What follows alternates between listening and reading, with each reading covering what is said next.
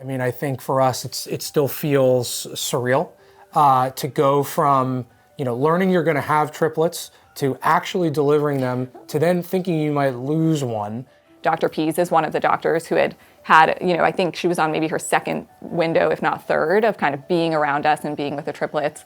And she just couldn't be more lovely. And, she'd always let us know how the triplets were doing, and we would just chat and get to know each other. And she happened to be on call the day that Luca had his accident. Bryn Mawr could not have been more heroic in that situation. So Luca was our first of the triplets to be discharged. He was home for about a week. He was doing everything perfectly. He was eating well, he was sleeping, he was growing.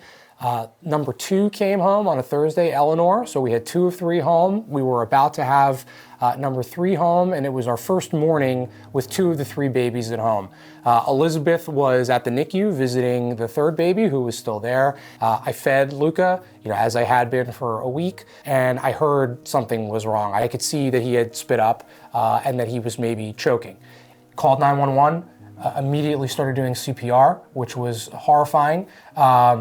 And within about 5 minutes, thankfully, it seemed like an eternity, the first responders from Narberth Ambulance were at our house, and Luca was out the door in an ambulance, and we didn't know what was going to happen.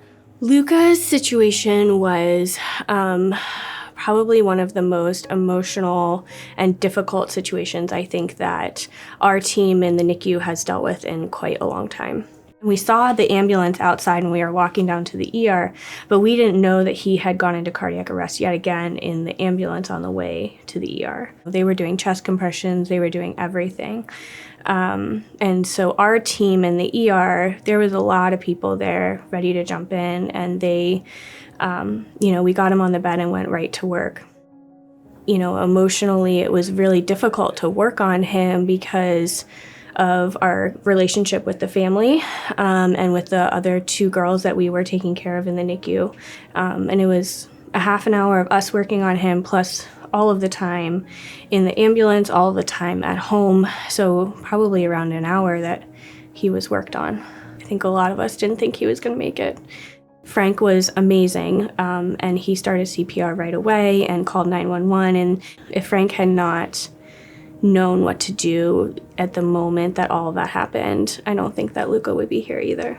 A few days later, we met up with her back at the NICU, and she said, your son didn't have a pulse for 45 minutes. We've been doing CPR, and some people on the team thought we should stop because the chances a baby survives that are so low.